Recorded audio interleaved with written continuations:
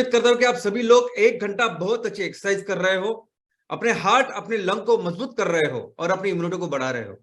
तो चलिए शुरुआत करते हैं आज के इस सेशन के साथ।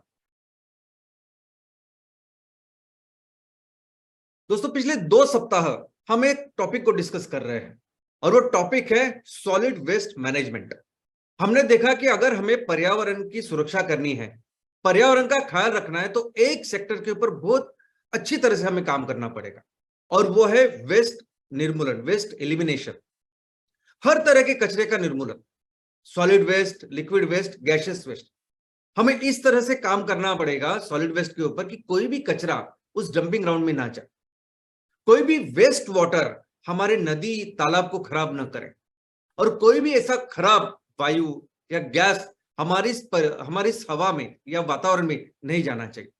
और इसके लिए हम सभी को मिलके एमसीएल परिवार में सभी जो उद्योजक है, हमें क्या करना होगा, तो हमें प्रोजेक्ट्स लगाने पड़ेंगे, रिसाइकलिंग के प्रोजेक्ट और हर तरह के रिसाइकलिंग के प्रोजेक्ट हम लगाएंगे।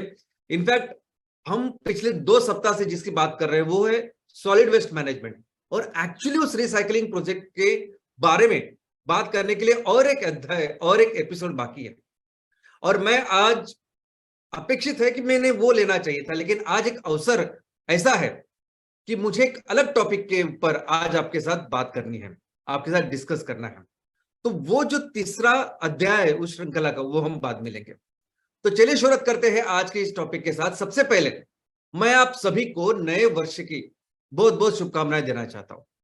ये जो वर्ष जो हम नॉर्मली जिसका इस्तेमाल करते हैं, जो जनवरी फरवरी से शुरू होता है, ये जो जनगणना है इसे ग्रेगोरियन पद्धति कहते हैं। ग्रेगर एक पोप थे जिनसे जो 16वें शतक में इन्होंने इस जनगणना इस दिनदर्शिका की शुरुआत की और इसी कैलेंडर को सभी पूरी दुनिया के लोग फॉलो करते हैं। लेकिन क्या आपको पता है कि हमारे देश का भी एक इंडियन नेशनल कैलेंडर है जिसको हम शका का कैलेंडर ऐसा भी कहते हैं, और जिसकी शुरुआत होती है हमारे इस नॉर्मल महीने के 21 या 22 मार्च को।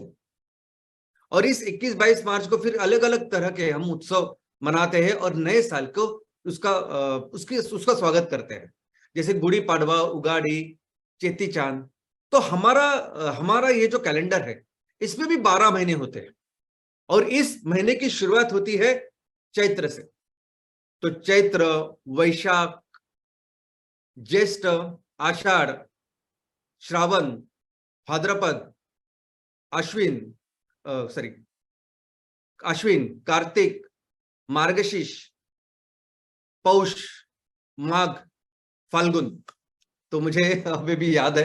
तो ये 12 महीने हैं हमारे इस इंडियन नेशनल कैलेंडर के, और उसी की शुरुआत अभी इस महीने 21 मार्च को हुई। लेकिन उसी के साथ और एक नए साल की शुरुआत हमारे इस संस्था में हुई है। दोस्तों, हमारी जो संस्था है, अभी टेक्निकली हम बिजनेस कर रहे हैं, भले ही हम बहुत ही सामाजिक विचार के सब हो, लेकिन टेक्निकली हम एक बिजनेस हो, और बिजनेस सेक्टर में एक नए साल की शुरुआत होती है 1 अप्रैल से। दोस्तों, जिस तरह से हम स्कूल में जाते हैं, स्कूल की जो संस्था है या पढ़ने की इंस्टीट्यूशन जो होती है, स्कूल की शुरुआत होती है जून में और उसकी एग्जाम होती है मार्च अप्रैल में। हर 3 महीने के बाद स्कूल में हमारी टर्म एग्जाम होती है, यूनिट टेस्ट होती है। 6 महीने के बाद हमारी सामाई या मिड टर्म ऐसी एग्जाम होती है। उसी तरह से हमारा एक साल की शुरुआत 1 अप्रैल से होती है, और इस साल को जो बिजनेस सेक्टर में जो भी सभी कंपनियां काम करती है, उनको जो साल है वो 1 अप्रैल से शुरू होकर 31 मार्च तक कंप्लीट होता है। और इस साल को हम आर्थिक वर्ष, फिस्कल ईयर, फाइनेंशियल ईयर या बजट ईयर ऐसा भी कहते हैं। इस साल की जो शुरुआत हुई वो इसलिए हुई कि गवर्नमेंट के जो सभी तरह के टैक्स असेसमेंट है उसके लिए इस साल का उपयोग किया जाता है। उसी तरह कंपनियां जो भी परफॉर्मेंस करती है, उनके सभी जो अकाउंटिंग होती है, वो सभी परफॉर्मेंस इस साल के तहत ही उसका असेसमेंट होता है। लेकिन दोस्तों, ऐसा नहीं कि पूरी दुनिया में 1 अप्रैल से ये साल शुरू होता है। हर देश में अलग अलग अपनी पद्धति है, लेकिन बहुत सारे देशों में ये जो आर्थिक वर्ष है ये शुरू होता है जनवरी से। 1 जनवरी से लेकर 31 दिसंबर, ये साल जो हमारा कैलेंडर ईयर है वही आर्थिक वर्ष मनाया जाता है बहुत सारे देशों में। लेकिन इसके अलावा अमेरिका जैसे शहर में 1 अक्टूबर से शुरुआत होकर सितंबर एंड तक वो साल होता है, किसी देशों में 1 जुलाई से शुरू होकर जून एंड तक होता है, किसी देश में 1 मई से शुरू होता है। ईरान ऐसा देश है कि जो 21 मार्च से अपना ये आर्थिक वर्ष शुरू करता है, और 21 मार्च एक ऐसा दिन है कि जब सूर्य उत्तराखंड में मैक्सिमम लेवल पे होता है।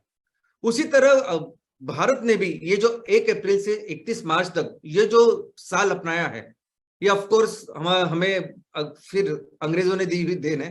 अंग्रेज खुद इसी साल का उपयोग करते हैं, और कई बार ऐसे भी हुआ कि हमारे इस साल की ये जो साल है वो 1 जनवरी से शुरू करें, ऐसे कई प्रस्ताव आ गए थे, लेकिन वो अभी तक हुए नहीं, एग्जीक्यूट हुए नहीं। तो दोस्तों अब इस 1 अप्रैल से हम नए फाइनेंशियल ईयर, नए वित्तीय वर्ष की शुरुआत कर रहे हैं, और ये वित्तीय वर्ष सभी कंपनियों के लिए सभी बिजनेस एंटरप्राइजेस के लिए बहुत महत्वपूर्ण होता है। और किसी भी नए साल में, यानी कि कोई व्यक्ति हो, कोई संस्था हो, या उस सेक्टर में काम करने वाली कोई भी इंस्टीट्यूट हो, जब भी नए साल की शुरुआत होती है हम कुछ ना कुछ संकल्प करते हैं, कुछ ना कुछ गोल, ध्येय, मकसद हम उस साल के लिए रखते हैं कि हम उस साल के लिए ये सब का हमें अचीव करना है, और उस तरीके से वो फिर उसकी प्लानिंग भी करते हैं। और उसी तरीके से आज इसी साल का जो संकल्प है मैं वो आपके साथ शेयर करना चाहता हूं।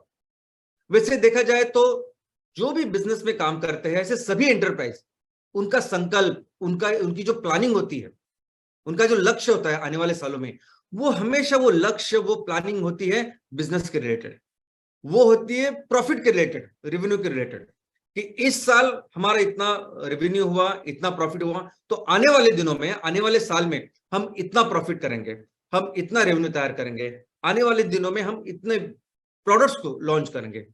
तो मैक्सिमम जो सभी कंपनियां हैं, उनके जो संकल्प होते हैं, उनकी जो प्लानिंग होती है नए साल के लिए, वो इकोनॉमिक होती है, वो पैसे को लेके होती है, और वो सही भी है। क्योंकि अगर बिजनेस की हम व्याख्या देखें तो वो है कि किसी भी वस्तु या सेवा का निर्माण करके उससे पैसे कमाना। तो पैसे कमाना ही उद्देश्य होता है कि जिसकी वजह से कंपनियां शुरुआत होती है। तो उनके संकल्प वैसे ही होते हैं। लेकिन बहुत सारे ऐसे ऑर्गेनाइजेशन है कि जिनकी सोच थोड़ी सी अलग भी हो सकती है, थोड़ी सी बेहतर भी हो सकती है। अभी जैसे हमारे आधुनिक भारतीय जो हमारा उद्योग है, उसके जनक जिन्हें हम कहते हैं, वो हमारे जमशेद जी टाटा साहब। जब उन्होंने हमारे ब्रिटिश इंडिया में उद्योगों की शुरुआत की, तब उनकी सोच क्या थी? तो उनकी सोच सिर्फ पैसा कमाना नहीं था। इनफैक्ट उनकी सोच ये थी कि किसी भी जब उद्योग का, व्यापार का, बिजनेस का हम निर्माण करते हैं, ये उद्योग, ये व्यापार जिस समाज में हम तैयार करते हैं, जिस लोगों के साथ हम तैयार करते हैं, तो ये लोग, वो समाज सिर्फ उस बिजनेस में स्टेक होल्डर नहीं होते। तो हम जो व्यापार करते हैं, जो बिजनेस करते हैं, जो उद्योग करते हैं, उसका मकसद, उसका लक्ष्य, उसका पर्पस ये लोग होते हैं। यानी हम जिनके लिए बिजनेस करते हैं, वो बिजनेस उन लोगों के लिए होते हैं, उन लोगों को बेहतर करने के लिए होता है। तो ऐसे विचारों के साथ हमारे इस आधुनिक भारतीय उद्योग क्षेत्र का जन्म हुआ। और दोस्तों जब एमसीएल की बात आती है, तो एमसीएल भी एक मिशन के लिए एमसीएल ने बिजनेस की शुरुआत की है। और एमसीएल का मिशन ये है कि हमें इस बिजनेस के साथ, ये सब काम करने के साथ, हमें इस दुनिया को फिर से सस्टेनेबिलिटी की राह पर लेके जाना है। सस्टेनेबिलिटी यानी जिस तरीके से अब करोड़ों सालों से ये दुनिया चलती आ रही है, जिस तरीके से लाखों सालों से ये मनुष्य इस धरती के ऊपर रह रहा है, उसी तरीके से आगे के हजारों, लाखों, करोड़ों साल भी ये ऐसे चलता रहे। हम किसी भी डेवलपमेंट, साइंस, टेक्नोलॉजी के इनोवेशन, इसके खिलाफ नहीं है। हम तो चाहते हैं अच्छी अच्छी टेक्नोलॉजी बने, हमारी जिंदगी और बेहतर बने, ये सोसाइटी और बेहतर बने। लेकिन हम सिर्फ चाहते हैं कि ये सब जब हो तो वो सही दिशा में हो, वो ऐसी दिशा में हो कि जिसके चलते चलते हम अपने इस पर्यावरण का, अपने इस घर का, अपनी इस पृथ्वी का भी ख्याल रखें, ताकि लाखों, हमेशा के लिए ये ऐसे ही काम चलते रहे। और ये हमारा मिशन। और इसीलिए जब संकल्प की बात आती है, जब प्लानिंग की बात आती है इस साल के लिए, तो हमारी जो प्लानिंग है सिर्फ आर्थिक नहीं है। सबसे पहले तो हमारी प्लानिंग है एनवायरनमेंट, पर्यावरण को लेकर। हमारी प्लानिंग है हमारे समाज, लोगों के लेकर, सोसाइटी के लिए, सोशल। और तीसरा ऑफर जो है वो है प्रॉफिट, इनकम। तो पहला जो ऑब्जेक्टिव है पर्यावरण को लेकर, तो दोस्तों उस ऑब्जेक्टिव के लिए, उसी चीज के लिए तो हमने अपनी इस संस्था की शुरुआत की कि पर्यावरण का संवर्धन हमें करना है, उसको ग्लोबल वार्मिंग से बचाना है और कई सारी तरीके से जो आज उसकी हानि हो रही है उसको बंद करना है। और इसलिए हमारी प्लानिंग है कि हम ज्यादा से ज्यादा एमकोल का निर्माण करें और उसके साथ इस जीवाश्म ईंधन, इस फॉसिल फ्यूल को रिप्लेस करें। हम ज्यादा से ज्यादा एमसीएनजी का निर्माण करें और फॉसिल फ्यूल को रिप्लेस करें। लेकिन इसी के साथ इस साल हमारा ये भी संकल्प है कि हम इस पेट्रोकेमिकल के प्रोडक्ट्स को भी रिप्लेस करें, मैक्सिमम जितना हम कर सकते हैं वो करें और उसको रिप्लेस करें इको फ्रेंडली प्रोडक्ट के साथ जो हमारी जरूरतों को भी पूरा करें और इस धरती का, पर्यावरण का ख्याल भी रखें। लेकिन इसी के साथ हमारा एक बहुत इंपॉर्टेंट सोशल टारगेट भी है, सामाजिक हमारा ऑब्जेक्टिव भी है, और वो ये है कि हमें ये काम करते करते बहुत सारी रोजगार निर्मित करनी है। यानी आपको तो पता है कि हम जो भी प्रोजेक्ट करते हैं, जो भी काम करते हैं, मैन्युफैक्चरिंग करते हैं, हमारा केंद्र बिंदु है किसान। जो भी काम, जो भी मैन्युफैक्चरिंग, कुछ भी अगर हम करेंगे तो उसका रॉ मटेरियल आएगा किसानों से। तो सबसे ज्यादा जो इस सभी चीजों का जो फायदा होने वाला है वो हमारे किसानों को होने वाला है।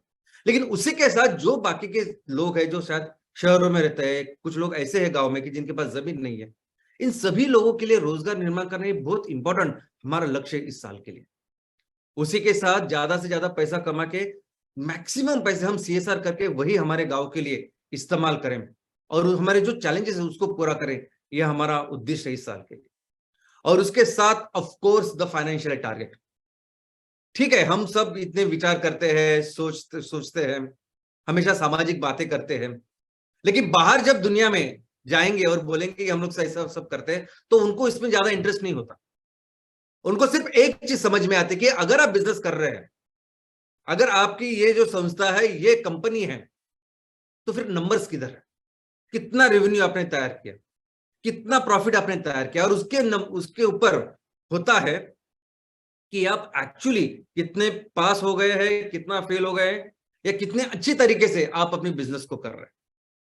तो हम कितनी भी पढ़ाई करें साल भर, अल्टीमेटली हमारा जो रिजल्ट आता है, मार्कशीट आता है, वो मार्कशीट, वो रिजल्ट है ये फाइनेंशियल्स, ये रेवेन्यू और ये प्रॉफिट।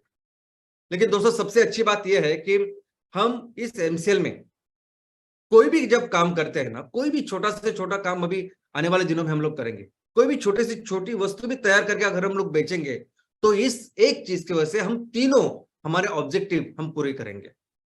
वो वस्तु ऐसी होगी कि जो पर्यावरण का ख्याल रखेगी, वो वस्तु ऐसी होगी कि जिसकी वजह से ये एम्प्लॉयमेंट, रोजगार का निर्माण होगा, सीएसआर का निर्माण होगा, और ऑफकोर्स उस वस्तु से हमें पूरे जो फैमिली स्टेक होल्डर है उनको प्रॉफिट मिलेगा। लेकिन अगर एमसीएल को देखा जाए सिर्फ बिजनेस के तौर पर, ये सभी जो बिजनेस कम्युनिटी है, ये सभी लोग जो अलग अलग तरह की जो कंपनियां हैं जो बिजनेस कर रही है नेशनल लेवल पे, इंटरनेशनल लेवल पे, अगर उनके नजरिए से अगर हम एमसीएल को देखें तो एमसीएल बहुत अच्छा काम कर रही है। क्योंकि किस तरीके से कोई भी कंपनी ग्रो होती है ये मुझे बताइए। कोई भी कंपनी जब किसी भी सेक्टर में शुरुआत होती है ना, पहले वो छोटे से स्केल पे अपना बिजनेस करती है, उसको करती है, समझती है, फिर वो अपना स्केल बढ़ाती है, बड़ा करते करते करते फिर वो अपने सेक्टर में एस्टैब्लिश होती है, और वो एक सेक्टर में एस्टैब्लिश होने के बाद फिर वो दूसरे सेक्टर में फिर डाइवर्सिफिकेशन की सोचती है, अलग अलग सेक्टर में काम करने की शुरुआत करती है। और वैसे ही इतिहास ऑलमोस्ट सभी कंपनियों का है। हमारे देश में ये जो जाने माने बिजनेस हाउसेस है, कंपनियां हैं, जैसे बिरला, टाटा, महिंद्रा, विप्रो, ये सभी जो बिजनेस हाउस है, इनफैक्ट इंटरनेशनल भी कोई भी कंपनी जो आज तारीख में बड़ी है, उसका भी इतिहास अगर आप लोगे तो वो भी ऐसे ही है। सभी कंपनियों ने जब शुरुआत की थी, सब उन्होंने शुरुआत की थी एक छोटे से व्यवसाय के साथ, बिजनेस के साथ, और धीरे धीरे धीरे करके उन्होंने अपने इस बिजनेस को बड़ा किया है। तो इस सारी परिस्थिति में अगर आप एमसीएल को देखेंगे तो MCL one of the fastest growing organisation in the world. पूरी दुनिया में एमसीएल जैसे जितनी फास्ट ग्रो होने वाली ऑर्गेनाइजेशन नहीं है। और किसी भी एंगल से देखिए आप इसको, सबसे पहले तो कोई भी ऑर्गेनाइजेशन दुनिया में ऐसी नहीं है कि जिसके पास 35 लाख से भी ज्यादा किसान आज उनके स्टेक होल्डर है। इनके इतने सारे किसानों को लेके उनको अपनी कंपनियों में भागीदार, यानी वो सिर्फ हमारे, उन्होंने कुछ फॉर्म साइन नहीं किया, सदस्य नहीं बने, सिर्फ वो हमारे कंपनी के शेयर होल्डर है, भागधारक है। इतने सारे किसानों के साथ काम करने वाली कोई भी संस्था आज की तारीख पे ना भारत में है ना पूरी दुनिया में कहीं है। कोई भी ऐसी कंपनी नहीं है पूरी दुनिया की जिसके अंदर 900 से ज्यादा कंपनियां हैं, एक ब्रांड के अंदर 900 से ज्यादा सब्सिडीज है, कोई भी कंपनी नहीं। प्रोजेक्ट की बात करें तो आज 14 प्रोजेक्ट है जो पूरी तरह से कंप्लीट है और जिसका प्रोडक्शन, प्री प्रोडक्शन चल रहा है, और वो अभी ये होने के बाद वो अपने बिजनेस साइकिल एस्टेब्लिश करेंगे। इसके अलावा आज 83 कंपनीज है, एमकोल कंपनीज है, जो पूरी तरह से तैयार है और वहां से प्लांट एंड मशीनरी जाना बाकी है। अभी इसमें भी अगर आप देखेंगे कि ये थोड़ा सा डिले हुआ शुरुआत में, जो अभी डिले हो रहा है, थोड़ा सा वक्त लग रहा है, वो इसी के लिए कि इनिशियली बहुत जल्दी ये काम करने के लिए हमने बाहर के कुछ जो वेंडर्स है उनके साथ काम किया। कुछ चीजों के लिए हमने बाहर के जो हमारे देश में जो अलग अलग वेंडर्स है, कॉन्ट्रैक्टर, उनको बोला कि आप ये काम तैयार करके हमें दीजिए कॉन्ट्रैक्ट। उन्होंने कहा कि 4 हफ्ते में देंगे, लेकिन 12 हफ्ते होते हैं, लेकिन भी वो भी हमें अभी दे नहीं रहे। लेकिन ऑफकोर्स हमें खुद की हमें कैपेसिटी तैयार करनी है, पहले से हम लोगों ने ये सोचा था। इनिशियली सिर्फ पीरियड के लिए हमने उनसे वो तैयार करने के लिए पूछा था, लेकिन उनका तो उनको वक्त लगा जो कर रहे हैं। लेकिन इसी के साथ अभी हम अपनी कैपेसिटी भी बिल्ड कर रहे हैं। तो आने वाले दिनों में ये जो 83 कंपनीज है, इनकी प्लांट एंड मशीनरी बहुत फास्ट लगने वाली, क्योंकि वे हर एक चीज हम अपने घर में खुद बनाएंगे। कोई भी चीज के लिए हम लोग बाहर के ऊपर डिपेंड नहीं रहेंगे। तो आने वाले दिनों में जब एमकोल की शुरुआत होगी तो आप अपेक्षा नहीं करोगे कि इतनी जल्दी हम प्लांट एंड मशीनरी आपके यहाँ डिलीवर करेंगे।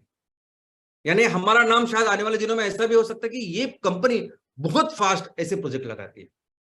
इसके अलावा हाँ, आज एक स्पेशल दिन ऐसा है कि मैं इस अवसर पर हमारे पूरे एमसीएल परिवार की तरफ से हमारे राजस्थान के लाडनुन तहसील की जो टीम है, एमसीएल की टीम है, मां करनी बायोफ्यूल्स प्राइवेट लिमिटेड, इनका विशेष अभिनंदन करता हूं। मैं विशेष अभिनंदन करता हूं मिस्टर और मिसेस बागरवाल सर का, मैडम का, और उनकी एंटायर टीम का, क्योंकि डे वन से बागरवाल साहब जिस तरीके से काम कर रहे हैं वो बहुत ही प्रेरणादायी है, वो बहुत ही इंस्पायरिंग है। और आज उनकी कंपनी पहली कंपनी है जिनको बहुमान मिला है कि उन्होंने अपने यहां ना कि सिर्फ फैक्ट्री कंप्लीट की है, वो पूरी प्रोडक्शन किया है, लेकिन उन्होंने बिजनेस साइकिल का एस्टेब्लिशमेंट किया। यानी माल तैयार किया, माल को बेचा, उनसे पैसे लिए, और ये पूरी तरह से वो बिजनेस साइकिल कंप्लीट किया। और आज ऐसी उनके जगह पे, एक जगह पे एमकोल का प्रोजेक्ट है और उसी को लग के एमसीएनजी का प्रोजेक्ट का काम चालू है। तो आने वाले दिनों में बागरवाल साहब एमसीएनजी के बारे में भी ऐसा काम करने वाले, इसके बारे में मुझे पूरी उम्मीद है। इनफैक्ट ये सभी लोग, I mean it is not just about Napier grass. मैंने देखा है कि बागरवाल साहब उनके राजस्थान में जहां पानी कम है, जहां बायोमास कम होता है, तो किस तरीके का बायोमास हम इस्तेमाल करेंगे वो उस पर भी काम कर रहे हैं। तो आने वाले, मैं सबके सामने कॉन्फिडेंटली एक बात बोलता हूं कि आगे 3 साल, 5 साल, 7 साल के बाद वो इतना प्रेरणादायी उनका काम होगा कि जो भी कोई उद्योग करना चाहेगा, बिजनेस करना चाहेगा, उनको उनके बारे में पता होगा। तो सर आपका और आपके पूरी टीम का हमारी पूरी फैमिली की तरफ से, परिवार की तरफ से बहुत बहुत अभिनंदन। इसी के साथ लगभग 49 जगह पे हमारे एमसीएनजी के प्रोजेक्ट चालू है।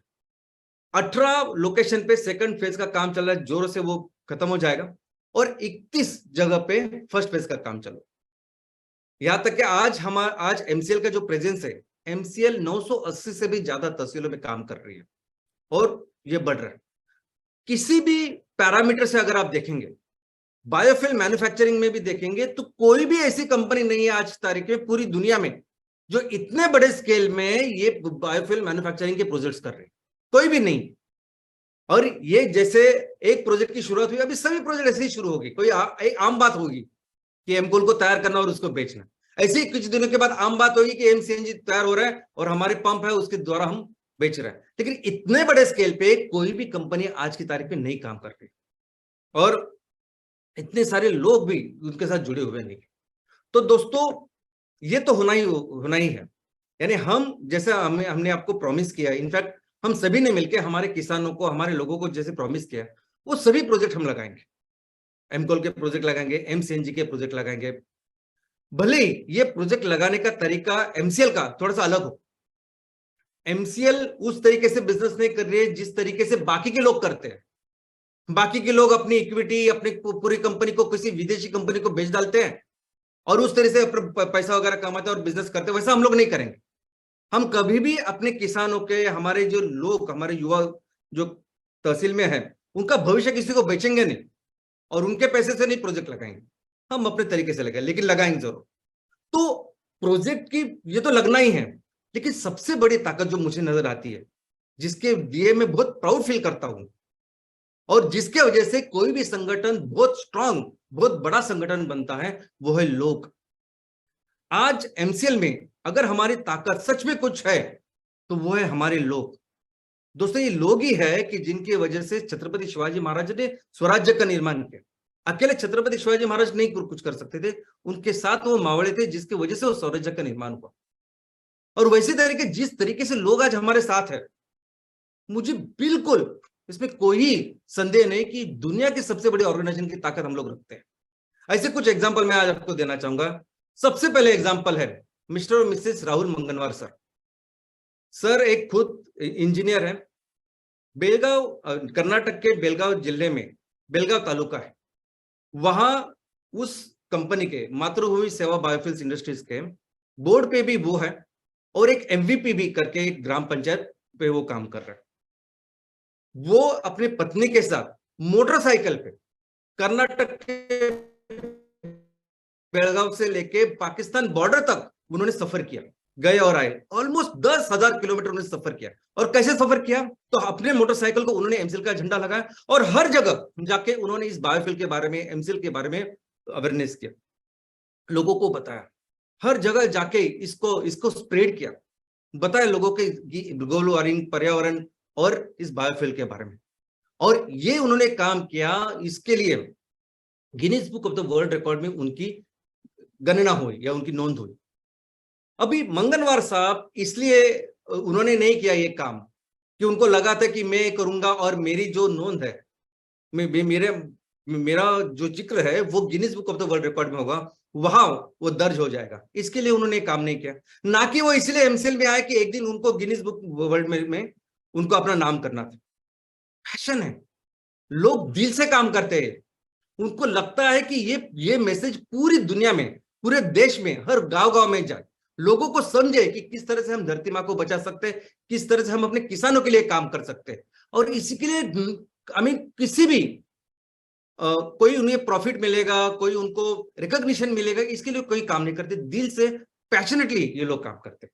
और मैं आज एमसीएल परिवार की तरफ से फिर से एक बार मिस्टर और मिसेस राहुल मंगनवार सर और पूरी टीम, जो मातृभूमि की टीम है, उन सबका दिल से अभिनंदन करता हूं। और ऐसी और एक स्टोरी मैं आज आपको बताना चाहता हूं। दोस्तों, हमारे एमसीएल परिवार में हर मंगलवार सुबह 8 बजे एक सेशन होता है जिसे हम कहते हैं 5M सेशन, और जिसमें हर तहसील के जो मेन प्रमोटर है वो अपना अपना प्रेजेंटेशन करते हैं।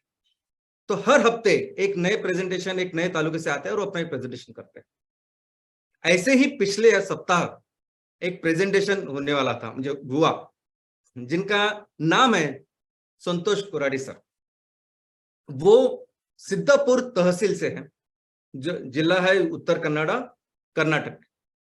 अभी संतोष सर, जब उनको मंगलवार को सेशन करना था, सोमवार को एक्सीडेंटली वो इंजर हो गए, उनका फोरआर्म फ्रैक्चर हुआ। दोस्तों, जब भी हमें फ्रैक्चर होता है तो फ्रैक्चर होने के बाद डॉक्टर आपको प्लास्टर करता है और 3-4 महीने बोलते कि रखो इसको, जो बोन है अपने आप हील हो जाते हैं। लेकिन जब वो फ्रैक्चर वो बोन अलाइन नहीं होते, वो एक डिस्प्लेस होते हैं, या उस फ्रैक्चर में बोन जो हड्डियां है वो टूट जाती है, तो उस टाइम पे डॉक्टर्स को ओपन सर्जरी करके या ऑपरेशन करके वो हड्डी को अलाइन करना पड़ता है, ऑपरेशन करना पड़ता है। इनके साथ भी वही हुआ। इनके साथ जब यह हादसा हुआ तो सोमवार को इनको एडमिट करना पड़ा। डॉक्टर ने कहा कि आपको ऑपरेशन करना है। लेकिन ये एडमिट होने के बावजूद ये वहां से घर ले आए। सोमवार को रात को वो घर आए, मंगलवार को सुबह उन्होंने अपना सेशन किया और अपने सेशन के बाद वो फिर से एडमिट होने के लिए, ऑपरेशन करने के लिए वहां गए। कौन करता है मुझे बताइए, कौन कौन करता है जो इतने डेडिकेटेडली, अब डेडिकेटेडली एक कॉज को लेके, एक मकसद को लेके इतने पैशनेटली काम करता है। संतोष सर, आप सभी को आपका बहुत बहुत अभिनंदन, और हमें बहुत प्राउड है, हमें बहुत गर्व महसूस होता है कि आपके जैसे लोग आज हमारे इस परिवार में हैं, और आपके जैसे लोगों से हम बहुत आगे इस संगठन को लेके जाएंगे। और कई सारी ऐसी कहानियां हैं, कई सारे ऐसे लोग हैं कि जिनके साथ एमसीएल संगठन बढ़ा है, और इसलिए मुझे पक्का विश्वास है कि आने वाले दिनों में हम बहुत बड़ा काम इस संगठन से करने वाले हैं। तो चलिए बात करते हैं रिजल्ट की। दुनिया कहती है ना कि आपको बिजनेस करना है तो क्या रेवेन्यू है, क्या रिजल्ट है, कहाँ है मार्केट, तो उसकी बात करते हैं। और मुझे पता है कि इसके बारे में सब लोग आपको भी पूछते होंगे।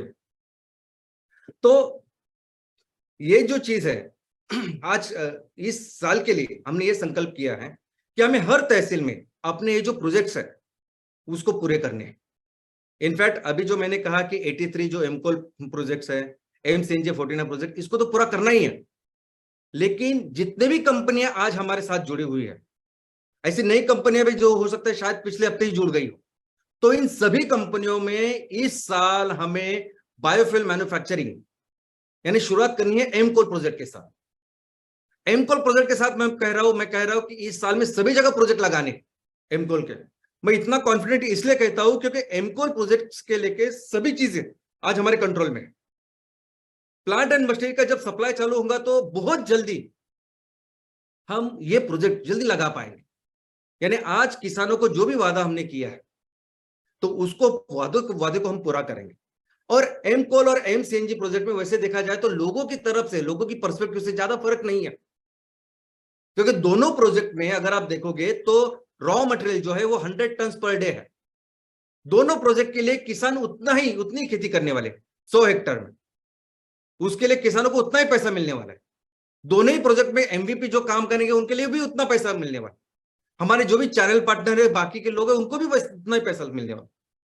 सिर्फ फैक्ट्री का जो आउटपुट है वो अलग है, जिसकी वजह से फैक्ट्री ओनर को शायद कम मिलेगा, लेकिन ठीक है। लेकिन बहुत जल्द हम ये एमकोल के प्रोजेक्ट लगा सकते हैं जो हर तहसील में हमें लगाने। लेकिन दोस्तों, सिर्फ बिजनेस के लिए एमसीएल की स्थापना नहीं हुई। हम जब भी जिस उद्देश्य के साथ हमने शुरुआत की वो उद्देश्य काफी अलग है। सिर्फ अगर बिजनेस की तरफ से देखें तो हम लोग बहुत अच्छा काम कर रहे हैं। बिजनेस की तरफ से अभी ये 14, 83 ये सब प्रोजेक्ट होने के बाद हम दुनिया की बायोफ्यूल के नंबर 1 कंपनी बनेंगे। लेकिन हमारी जो जिम्मेदारी है वो उससे बहुत ज्यादा है। हमारी जिम्मेदारी हमारे लोगों की है। हमने जब भी हम गांव में गए हमने प्रेजेंटेशन दिया है तो लोगों को बहुत सारी चीजों की जिम्मेदारी हमने ली है। तो हमें इस साल में जो काम करना है ना वो उससे बिजनेस से बढ़कर है। और सबसे इंपॉर्टेंट काम जो मुझे लगता है ना कि वो रोजगार निर्माण का है।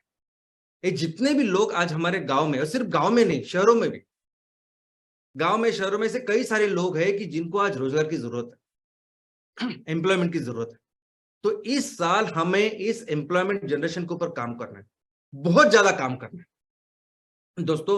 और इसी के साथ और एक चीज है कि हमारे तहसील में यानी गांव में, शहरों में कई सारे ऐसे परिवार है कि आज जिनका इनकम बहुत कम है, वो बिलो पॉवर्टी लाइन में नहीं आते, बीपीएल लाइन में नहीं आते। क्योंकि अगर बिलो पॉवर्टी लाइन की डेफिनेशन अगर हम देखें तो उस डेफिनेशन के हिसाब से अगर आपका साल का इनकम 27,000 रुपया है तो फिर आप बिलो पॉवर्टी लाइन में नहीं आते, उसके अभाव आते हैं। लेकिन 27,000 साल का इनकम, इसका मतलब है 2,250 रुपए महीने के। और 2,250 रुपए महीने का मतलब है बहुत कम। यानी अभी सिलेंडर 1,100 रुपए हो गया तो आप सोच सकते हैं कई सारी जरूरतें जो पूरा नहीं कर सकते। तो हमारा उद्देश्य है कि हम ये मैक्सिमम परिवारों का इनकम हम लोग एक अच्छे लेवल तक लेके जाएंगे, एक सम्मानजनक लेवल तक लेके जाएंगे कि जिसकी वजह से ना सिर्फ वो अपना पेट पाले, लेकिन अपने बच्चों का एजुकेशन के लिए अच्छा काम करे, या हमें जो मेडिकल जो चीजें हैं वो कर पाए इस तरीके से। अभी ये दोनों चीजों के लिए हम क्या करना होगा? तो दोनों चीजें करने का एक ही तरीका है, और वो है बिजनेस। ज्यादा से ज्यादा बिजनेस तैयार करना, इसका मतलब ज्यादा से ज्यादा माल तैयार करके बेचना, ये एकमेव तरीका है। आप एक तो माल तैयार कीजिए, नहीं तो आप सर्विस सेवा का निर्माण कीजिए और उससे बेचिए, और उससे इन पैसों का निर्माण कीजिए, जिसकी वजह से ज्यादा रोजगार भी तैयार किए जा सकते हैं और ज्यादा लोगों का इनकम भी हम बढ़ा सकते हैं। और इसीलिए एक संकल्प हम इस साल अभी कर रहे हैं, और वो संकल्प यह है कि हमें भारत देश के हर ग्राम पंचायत में और हर शहर के म्युनिसिपल वार्ड में 1 करोड़ का रेवेन्यू जनरेट करना है। हर ग्राम पंचायत में और हर म्युनिसिपल वार्ड में इस साल 1 करोड़ का रेवेन्यू, बिजनेस का टर्नओवर तैयार करना है। अभी काफी सारे सवाल आपके सामने आएंगे, कैसे होगा ये, किधर इतने प्रोडक्ट्स।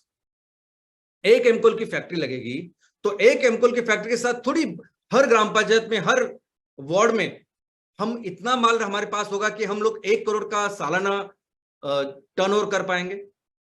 और दूसरा बहुत इंपॉर्टेंट क्वेश्चन, सवाल आपके दिमाग में आएगा कि हमारे यहाँ, मैं जिस गांव में रहता हूं, मैं जिस ग्राम पंचायत में हूं, हमारे लोग बहुत गरीब है, और इन लोगों के साथ मैं कैसे 1 करोड़ का माल इनको बेचूं, जिनकी एक्चुअली रिस्पॉन्सिबिलिटी मैंने ली है। सपोज 100% ट्राइबल है, 100% हमारे या शहरों में भी ऐसी परिस्थिति हो सकती है, तो किस तरह से मैं ये रेवेन्यू करूं। तो दोस्तों, सबसे पहले मैं आपको बताना चाहूंगा कि हर ग्राम पंचायत में लगभग 500 से लेकर 5000 फैमिलीज है। एक संस्था है एसआरसी सेंटर रिसर्च, इन्होंने अपनी इस पंचायत को बेहतर करने के लिए, जो पंचायत राज सिस्टम है हमारे देश में, उसको बेहतर करने के लिए अभी एक सर्वे किया था और उसका रिपोर्ट उन्होंने गवर्नमेंट को दी। उनके अनुसार हर ग्राम पंचायत में भारत में आज के तारीख में 2000 से लेकर 24,000, ये ऑन एन एवरेज इतने लोग तो है ही। यानी कई सारे ऐसी ग्राम पंचायत है कि जो 40,000 50,000 तक उनका पॉपुलेशन उधर है। और फैमिलीज अगर आप देखोगे तो एक फैमिली में 5 लोग ऐसा पकड़ के चलते हैं।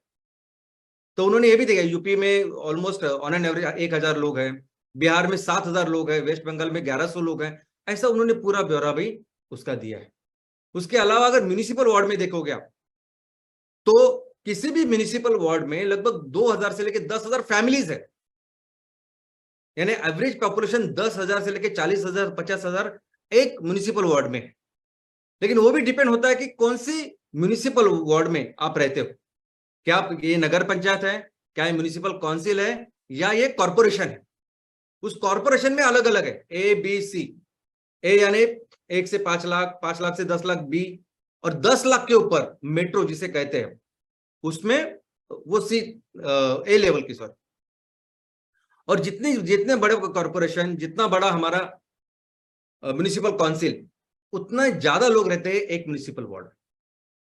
और ये ब्यौरा, ये एक चार्ट आपके सामने रखा है कि यूपी में जो अलग अलग शहर है, उनको लेके एक वार्ड में, म्युनिसिपल वार्ड में कितने लोग रहते हैं।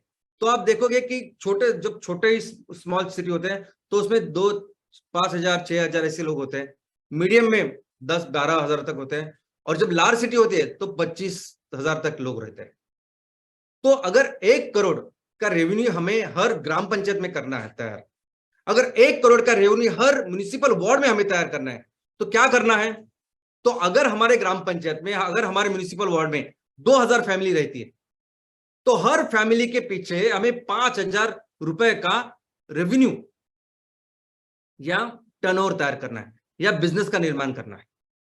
और वैसे ही अगर हमारे इस ग्राम पंचायत में या हमारे म्युनिसिपल वार्ड में 5,000 फैमिलीज रहते, तो हर परिवार के पीछे, फैमिली के पीछे 2,000 रुपए का टर्नओवर करना है साल का। लेकिन यही अगर हमारे ग्राम पंचायत में 10,000 परिवार रहते हैं, तो हर परिवार के पीछे हमें टर्नओवर करना है सिर्फ 1,000 रुपए का। और फिर आपको लगेगा कि बेचना है इतना सब कुछ, तो दोस्तों बेचना नहीं है सिर्फ। जब मैं कहता हूं कि टर्नओवर करना है, तो सिर्फ बेचना नहीं है, तो उनसे काम करवा के उनसे मैन्युफैक्चरिंग करवाना भी है। 1 करोड़ का जब टर्नओवर करना है, तब कई सारी चीजें उनसे तैयार करके लेना, वो भी टर्नओवर ही है। पहली बात तो जब सेलिंग की बात आती है, जो हमको सेल करनी है कोई प्रोडक्ट्स, तो हम इस तरीके के प्रोडक्ट अभी लेके आने वाले हैं कि जो प्रोडक्ट हम हर घर में हम लोग उनको देने वाले हैं। यानी सभी तरह के पेट्रोकेमिकल्स की जो चीजें हैं आज जिसके ऊपर पूरी तरह से हम डिपेंडेंट हैं। हम जब हमारा दिन शुरुआत होती है उस प्लास्टिक के ब्रश के साथ, उस पेस्ट के साथ, केमिकल के साथ, साबुन के साथ, वस्त्र हम लोग जो पहनते हैं, जो कपड़े पहनते हैं, चप्पल वगैरह, ये सब कुछ पेट्रोकेमिकल्स। और चाहे आप कितने भी गरीब हो, कितने भी, लेकिन ये मूलभूत चीज है जो लगती है। और अगर अब हम ऑर्गेनिक इको फ्रेंडली चीजों का निर्माण कर रहे हैं और उसी कॉस्ट में अगर उनको दे रहे हैं, क्योंकि आज की तारीख में ऐसा ना पूरी देश में या पूरी दुनिया में कि ऑर्गेनिक बोले, इको फ्रेंडली बोले तो बहुत महंगी रहती, लेकिन वैसे नहीं। अगर हमने उतने ही कॉस्ट में अगर उनको देने की कोशिश की तो ऑलमोस्ट हर घर अपना वहां हम लोग बेचने वाले हैं, वो कस्टमर वहां हमारे, और उसके साथ हम ये पेट्रोकेमिकल्स को रिप्लेस करने वाले। लेकिन मैन्युफैक्चरिंग, ऐसा समझे कि मेरा गांव है पूरी तरह से ट्राइबल, मेरी ग्राम पंचायत पूरी तरह से ट्राइबल है, लोगों को जरूरत है काम की, तो हम उनसे ऐसी चीजें करवा के लेंगे जो वो अपने घर में करेंगे। अब इन सभी लोगों को रोजगार देना, इसका मतलब ये नहीं कि इन सभी लोगों को हम अपने फैक्ट्री में उस सैलरी पे रखेंगे। आज वो अपने घर में रहकर क्या काम कर सकते हैं, कौन सी चीज तैयार करके हमें दे सकते हैं, वो हम करेंगे।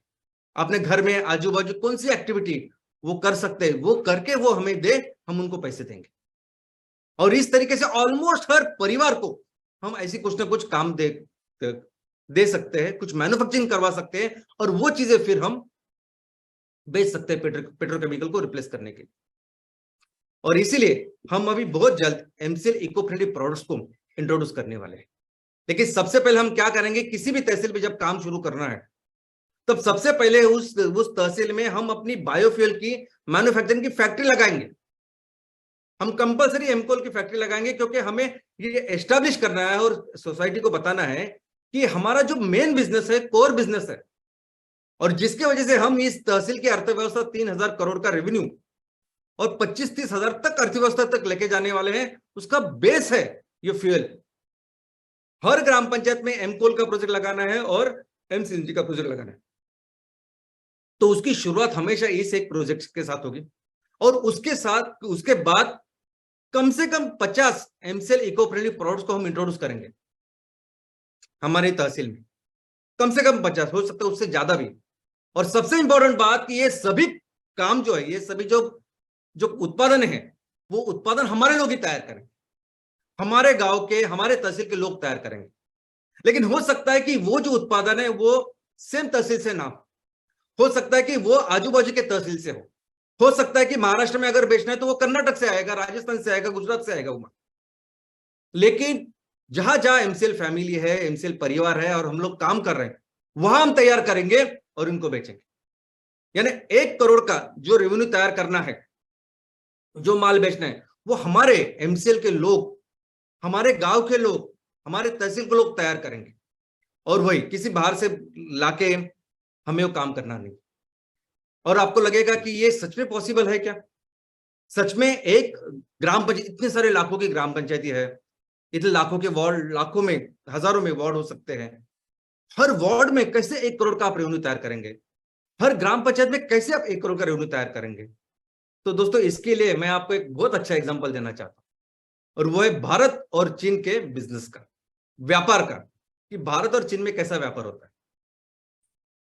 दोस्तों, 2 दिन पहले, यानी आज शुक्रवार है ना, तो गुरुवार को पूरी भारत में सबसे बड़ी नेशनल न्यूज क्या थी पता है आपको?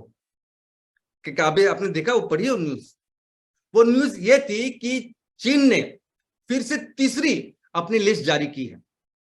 एक ऐसी लिस्ट जारी की है कि जिसमें चीन ने अरुणाचल प्रदेश, हमारे देश के, हमारे राज्य के प्रदेशों में 11 जगहों को उन्होंने अपने खुद के नाम दिए और बता दिया दुनिया को ये हमारे करके। उसमें गांव है, उसमें पर्वत है, नदी है, इस सबको चीन का नाम उसने दिया है। और दोस्तों, पिछले कुछ सालों में तीसरी बार उसने की ये जरूरत। 2017 में उसने पहली लिस्ट तैयार की, वो एस्टैब्लिश की, दुनिया को बताई ये सब हमारा। 2021 में 2017 में पहली, 2021 में दूसरी लिस्ट, और अभी 2023 में उसने तीसरी लिस्ट प्रकाशित की है और दुनिया को बताया, जैसे बताया कि ये अभी हमारा है। क्यों कर रहा है ये चाइना, क्यों कर रहा है ये चीन? तो दोस्तों, हमारे और चीन के बीच में एक बॉर्डर है।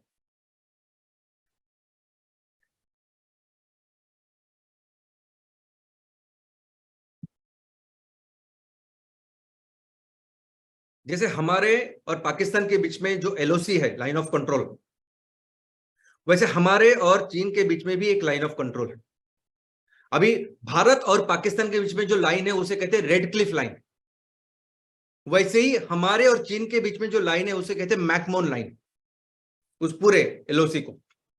और अरुणाचल प्रदेश में जिस जगह पे चीन इतनी हिम्मत कर रहा है, उसकी हिम्मत इसलिए कर रहा है कि वो अगर वो चीज, वो इलाका अगर उसके कब्जे में चला जाए तो पूरे मैकमोन लाइन पे उसका कंट्रोल आ जाएगा।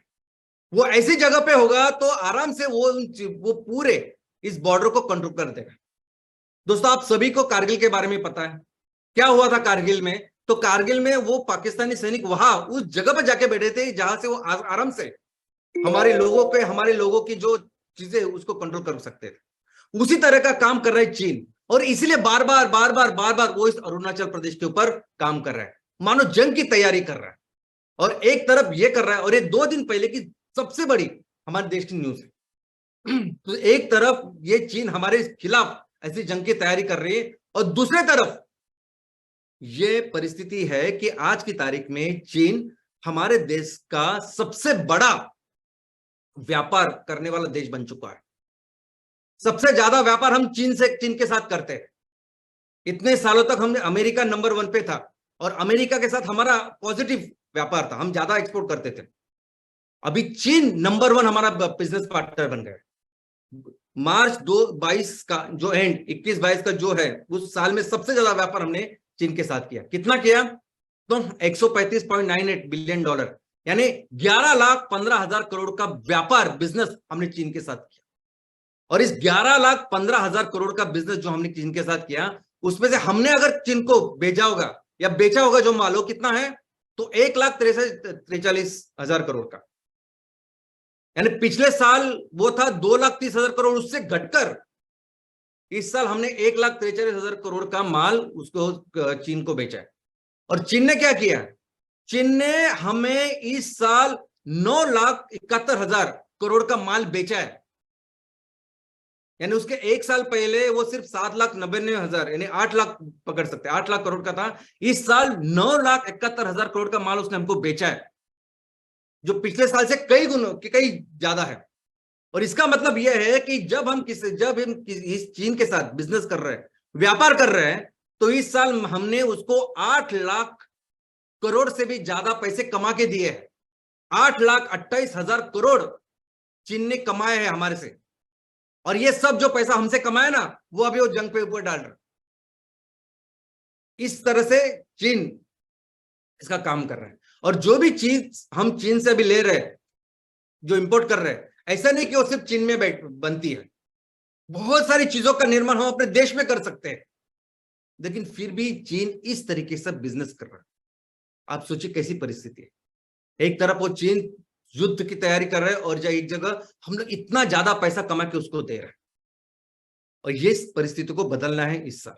एक बहुत अच्छा एग्जांपल मैं आपको देता हूं। अभी हमारे देश में जितने भी प्लास्टिक के खिलौने बेचते हैं ना मार्केट में, सब ये लोग, ये ट्रेडर्स, विक्रेता, 70% जो हमारी जरूरत है वो चीन हमें देता है। 70% यानी 34,000 करोड़ से भी ज्यादा। 34,200 करोड़ का माल हम लोग चीन से लेते हैं। बाद में उसे और अपना प्रॉफिट लेके वो लोगों का हाथ में जाते जाते हो तो और ज्यादा होगा। लेकिन 34,000 करोड़ से ज्यादा सिर्फ प्लास्टिक के खिलौने वो हम चीन से मंगवा रहे हैं। और दूसरी तरफ हमारे यहाँ कुछ ऐसे जगह है कि जहां सदियों से खिलौने बनते आ रहे हैं। और कौन से खिलौने? तो ऐसे खिलौने जो 100% इको फ्रेंडली है। और उसका एक अच्छा एग्जांपल है महाराष्ट्र का सिंधुदुर्ग। महाराष्ट्र में सिंधुदुर्ग करके एक जिला है जो गोवा को लग के है, और वो सदियों से मशहूर है अपने वुडन लकड़ी के खिलौने के लिए, जो बहुत हल्की लकड़ी होती है। ऐसे बहुत अच्छे खिलौने वो बनाते हैं। एक समय ऐसा था कि बहुत मशहूर थे, लेकिन आज ऐसी परिस्थिति है कि सिर्फ 100 परिवार है जो 100% ये काम करते हैं। और जो कहते हैं कि अभी पूरी तरह से हमारा बिजनेस व्यापार कम कम कम कम होता गया है, क्योंकि बहुत बड़ा कंपटीशन इस प्लास्टिक के खिलौने जो बाहर से यानी चीन से आते हैं। और अगर उनको बिजनेस भी करना है, कुछ एक्सपांड करना है, तो उनको उतना सपोर्ट नहीं है, ना किसी बैंक का है, ना किसी व्यवस्था या किसी ऑर्गेनाइजेशन का है कि जो उनको बिजनेस को बढ़ाए। और मुझे नहीं लगता कि उनका टर्नओवर, अभी टर्नओवर कितना है इसके बारे में कोई जानकारी मुझे मिली नहीं, लेकिन मुझे नहीं लगता ये टर्नओवर 10-20 करोड़ के ऊपर कुछ होगा साल का टर्नओवर। और दोस्तों, ये सिंधुदुर्ग जिला अभी इसमें ऑलमोस्ट सभी तहसीलों में हम एमसीएल काम कर रही है। हर तहसील में एमसीएल प्रेजेंस है, हमारे लोग अच्छी तरीके से वहां काम कर रहे हैं। और सोचिए, अगर 1000 करोड़ का टर्नओवर हम लोग साल में करें, इस साल अगर हम संकल्प करें कि हम अपने लोगों ने तैयार किए हुए जो लकड़ी के खिलौने वो बेचेंगे, जो इको फ्रेंडली है, सबसे अच्छा है, और हर तरह के हम लोग कर सकते हैं, तो 1000 करोड़ का टर्नओवर करने के लिए 10,000 लोगों को काम मिलेगा। ये जो 100 लोग हैं ना फैमिली, जो आज तक की तारीख में काम कर रहे हैं, जैसे ही डिमांड बढ़ेगी तो 10,000 लोग उसमें काम कर रहे रहेंगे। तो सिंधुदुर्ग के आजू-बाजू के जितने भी तहसील है, सावंतवाड़ी के आजू-बाजू, उन सभी को रोजगार मिलेगा। और ये काम सिर्फ सिंधुदुर्ग की नहीं, कई सारे, ओडिशा हो, राजस्थान हो, मध्य प्रदेश हो, साउथ हो, कई सारे ऐसी जगह हैं कि जहां सदियों से, सालों से हम लोग खिलौने तैयार कर रहे हैं, और सभी इको फ्रेंडली है। इनके बारे में जब आप पढ़ोगे तो आपको पता चलेगा कोई भी ऐसी चीज भारत की जो संस्कृति है कि हमने हर चीज के पीछे पहले पर्यावरण का ख्याल रखा, और इतने अच्छे प्रोडक्ट हमारे पास है। हमारा तो ये पोटेंशियल है कि भारत की तो छोड़ो, पूरी दुनिया में बेच सकते हैं हम लोग ये खिलौने, इतनी कैपेसिटी हमारी है। दूसरी industry, cosmetic industry. Cosmetic industry यानी क्या? तो आप जो साबुन लगाते हो, शैम्पू, कंडीशनर, पाउडर लगाते हो, लोशन लगाते हो, ये सब कुछ कॉस्मेटिक में आता है। साबुन तो लगता ही लगता है ना, हैंड वॉश लगता है, ये सब कुछ। क्या आपको पता है भारत दुनिया का चौथा सबसे बड़ा मार्केट है? चौथा। दुनिया में सबसे ज्यादा माल चौथे नंबर पे भारत में बेचा जाता है ये सब। और आपको सुनकर ताज्जुब होगा कि सिर्फ 3-4 कंपनियां जो डोमिनेट करती है, जो सिर्फ 3-4 बाहर की कंपनियां हैं जो हमारे यहां 2 लाख करोड़ का माल बेच रही है आज की तारीख। क्या आपको पता है? इनफैक्ट अभी इसमें एक कंपनी है हिंदुस्तान यूनिलीवर कर, 45,000 करोड़ का माल उन्होंने बेचा 2021 में। अभी तो इस साल तो ज्यादा होगा। अभी इसमें अगर आप देखोगे ना, तो जब आप जाते हैं दुकान में, आपको लगता है मैं लाइफबॉय लू, मैं लक्स लू, मैं डव साबुन लू, मैं हमाम लू, मैं पॉन्ड्स लू। आपको लगता है कितने सारे कंपनियां हैं, कितने सारे प्रोडक्ट्स हैं, मेरी क्या जरूरत है, उसके हिसाब से फिर मैं लूंगा, मैं पियर्स लूंगा। लेकिन आपको अंदाजा ही नहीं है कि ये सभी जो कंपनी है, ये सभी जो प्रोडक्ट एक ही कंपनी बनाती है और हमको बेचती है। जब आपको वॉशिंग पाउडर लेनी है, आप सोचते हो क्या मैं कौन सा लूं, या टिकिया लेनी है आपको, विम की लू, रिन की लू, सर्फ का लू, व्हील का लू, सनलाइट लू। लेकिन आपको अंदाजा ही नहीं ना कि ये सभी जो प्रोडक्ट है एक ही कंपनी बनाती है। आप कौन सा भी लीजिए जो आपके हिसाब से, जो आपको अच्छा लगता है, और हर एक चीज की ब्रांडिंग होती है, वो हर एक चीज की जो एडवर्टाइजिंग मार्केटिंग ऐसी करते हैं ना, अलग अलग। यानी आपको लगता है कि दोनों में कंपटीशन चल रहा है, लेकिन ऐसा नहीं कुछ। सब पैसा उनके, सब आप मोमेंट आप कुछ खरीदते हैं तो सब पैसा जाता है। और ये सब कुछ क्या है? सब केमिकल्स है, आपके हाथों के लिए, बालों के लिए, स्किन के लिए बिल्कुल अच्छे नहीं। और दोस्तों, यही नहीं, जब भी हर प्रोडक्ट के बारे में आज ऐसा है, कॉस्मेटिक की बात करें तो सोप, शैम्पू, कंडीशनर, और इस तरीके से ये लोग ऐड करते हैं, इस तरीके से ये मार्केटिंग करते हैं। यानी ये सब चीजें बहुत बहुत खराब है हमारी पूरी व्यवस्था के लिए। लेकिन ऐड तो इस तरीके से करते हैं कि अगर हमने आज से वो शैम्पू लगाया तो मैं हीरो जैसा ही दिखूंगा, तो मैं हीरोइन जैसी दिखूंगी, और मेरे बाल बहुत खूबसूरत होंगे, ऐसा में लगता है। लेकिन दोस्तों, ये बात इसकी है ही नहीं। यानी प्रोडक्ट जो है, मैं इसलिए नहीं कर रहा हूं, मैं ये सभी जो चीज है ना, लोगों का ख्याल रखने की चीज मैं आपको बोल रहा हूं। ये चीज सिर्फ स्वदेशी मूवमेंट जैसी बात नहीं कर रहा हूं मैं, कि हमें चाइना का पूरा माल बंद करना है और हमारा माल बेचना है, अमेरिका से प्रॉक्टर गैम्बल सब चीज का बंद करना है और हमारा माल बेचना है। मैं उसकी बात नहीं कर रहा हूं। एक समय था, स्वदेशी मूवमेंट थी, जब हमने अंग्रेजों का माल उसके बैन किया था और अपना माल जो है लोगों उसका प्रोत्साहन दिया था, वो उतना उसका समय था। आज जो चीज है, यानी चाइना से कुछ माल आ रहा है उसको बंद करने की बात कर रहे हैं, वो इसलिए नहीं कर रहे कि हमें स्वदेशी की मूवमेंट तैयार करनी है। आज पूरी दुनिया एक ग्लोबल विलेज बन गई है, पूरी दुनिया एक सिंगल मार्केट बन गया है। और इस तरीके के हम लोग हैं अभी जगह पे हम लोग हैं कि यहाँ अभी सर्वाइवल ऑफ द फिटेस्ट है। आपका प्रोडक्ट अगर सबसे अच्छा है, आप सच्चे अच्छे तरीके से अगर बिजनेस स्ट्रेटेजी है, तभी आप इसमें रह पाओगे। आप इस देश के उस देश के अभी उसका फर्क नहीं पड़ता। अगर हमारे हमारे प्रोडक्ट अगर अच्छे हैं तो पूरी दुनिया में आज हम उसको बेच सकते हैं। ये वो चीज है जिस प्रोडक्ट में बात करता हूं। अगर मैं बात करता हूं कि ये सभी केमिकल्स को हटा के हमें अपने देसी आयुर्वेदिक चीजों को अगर बेचना है, तो ये बात हो रही है अच्छे और बुरे की। क्योंकि ये सभी जो केमिकल्स जो आज की तारीख में आज ये लोग ये कंपनियां बेच रही है और इतना सारा प्रॉफिट जनरेट कर रही है, ये सभी केमिकल्स कैंसरस है। ये सभी केमिकल के साथ हाथों का, बालों का, स्किन का बिल्कुल ख्याल नहीं रखा जाता। और ये सब कुछ हमारी जो प्रोडक्ट्स है इतने सालों से, जो आयुर्वेदा या बाकी की चीजें, ये तो ऐसा समझे कि हजारों सालों से हमने डेवलप की है, जो सिर्फ कॉस्मेटिक नहीं तो एक दवा करके काम करती है, आपको बेहतर बनाती है। ये बात है अच्छे और बुरे की। अगर आपको पैसा कमाना है इसके लिए कुछ भी बेचेंगे आप। आपको पैसा कमाना है इसलिए कोई भी बिजनेस करोगे। उस गेमिंग जैसे आज गेमिंग के ऐप है, यानी स्टार्टअप, इतने सारे स्टार्टअप तैयार हो रही है और वो क्या कर रही है, तो गेमिंग ऐप तैयार कर रही है ताकि हमारे सभी युवा सिर्फ मोबाइल पे वो गेम खेलते रहे। कितने सारे ऐप्स, वो कितनी गलत चीज है। वो जुए जैसा वो गेम होता है, जुए जैसे ही काम है वो। यानी बिजनेस करना है इसलिए कुछ भी काम करना ही गलत है।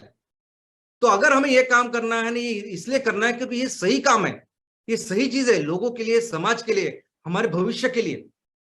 ये जो मैगी नूडल है 2022 21 22 30 साल में इस मैगी ने ऑलमोस्ट 17,000 करोड़ की मैगी बेची भारत में सिर्फ।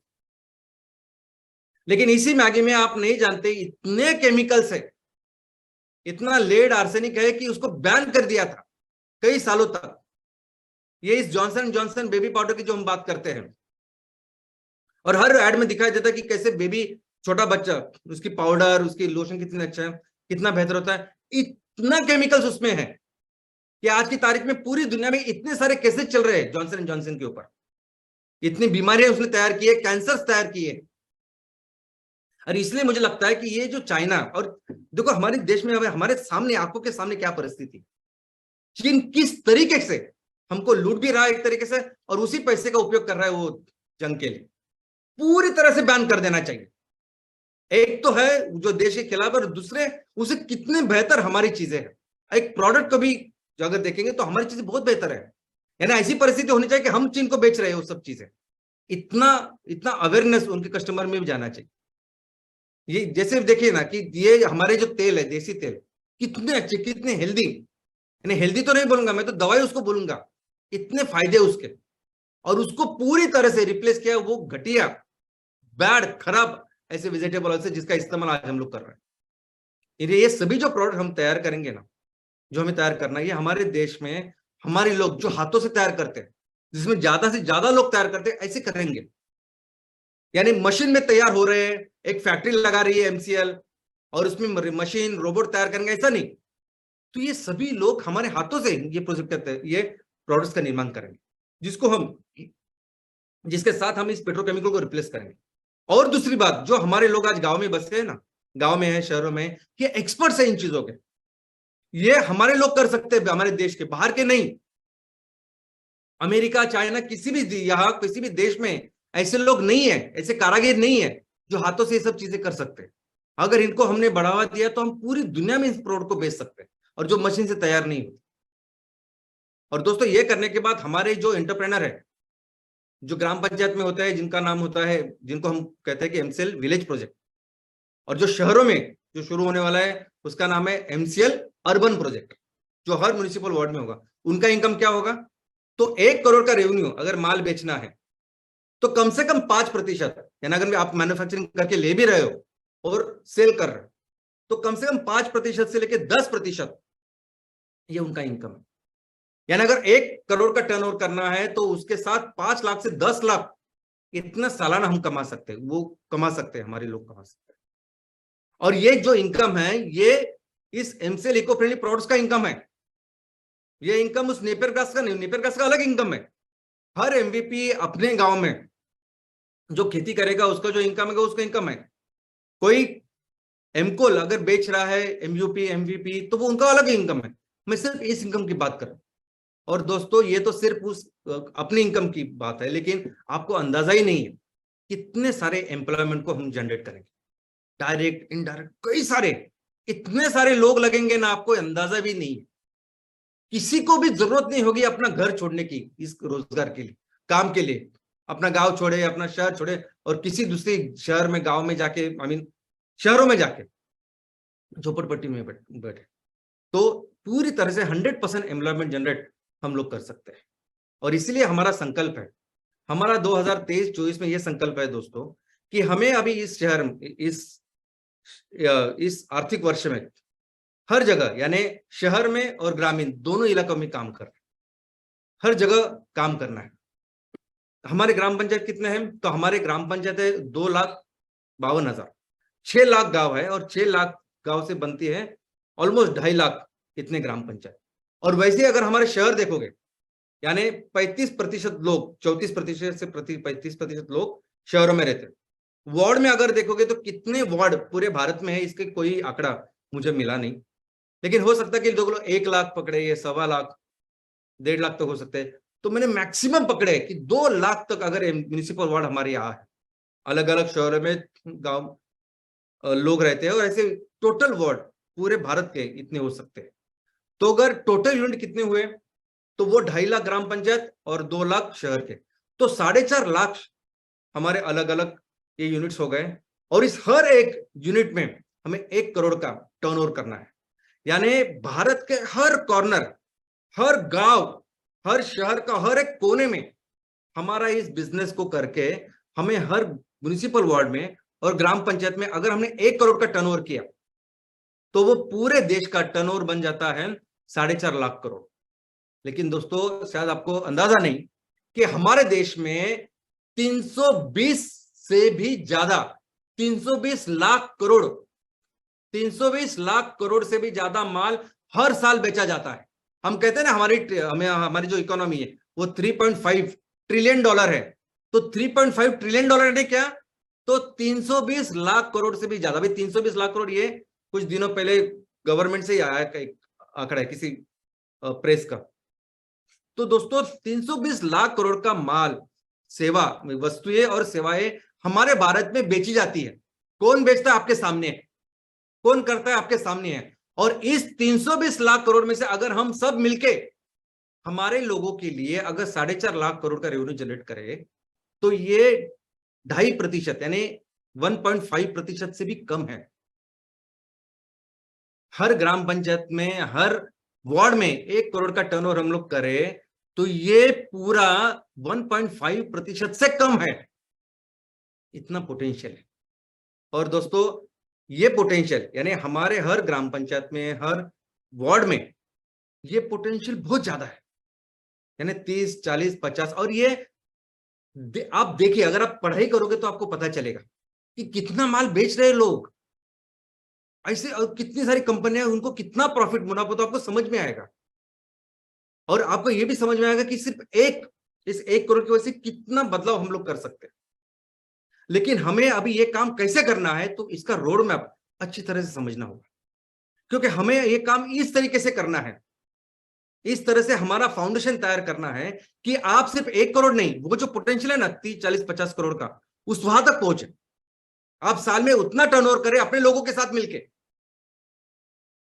जो आज की तारीख में हो रहा है, बाहर की कंपनियां कर रहे हैं, वो हम लोग कर रहे हैं। और सिर्फ बाहर की कंपनियां नहीं, अच्छा काम करेंगे हम लोग, अच्छे प्रोडक्ट्स देंगे, सभी पेट्रोकेमिकल को रिप्लेस करेंगे। लेकिन ये करने के लिए हमें ऐसा काम करना होगा, इस तरह का फाउंडेशन तैयार करना होगा कि हर कोई व्यक्ति अगर 10 रुपए का भी हमसे माल खरीदता हो, तो उसको लगना चाहिए मैं इस 10 रुपए से अपने, जो हमारी जो माँ है, जो धरती माँ है, उसके लिए कुछ कर रहा हूं, मैं अपना काम, अपना कॉन्ट्रीब्यूशन कर रहा हूं। अगर मैं 10 रुपए की चीज अगर एमसीएल से ले रहा हूं, तो मैं हमारे किसानों के लिए, हमारे लोगों के लिए कुछ कर रहा हूं, उनकी सेवा कर रहा हूं, ऐसे लगना चाहिए। और तब फिर वो हम स्ट्रॉन्ग फाउंडेशन तैयार करेंगे और एक बहुत बड़ा बिजनेस का निर्माण करेंगे। इतना बड़ा बिजनेस की फिर से हम अपने देश को दुनिया की सबसे बड़ी अर्थव्यवस्था बनाएंगे। और वो कैसे करेंगे, ये हम समझेंगे नेक्स्ट अगले बुधवार को, अगले शुक्रवार। Thank you.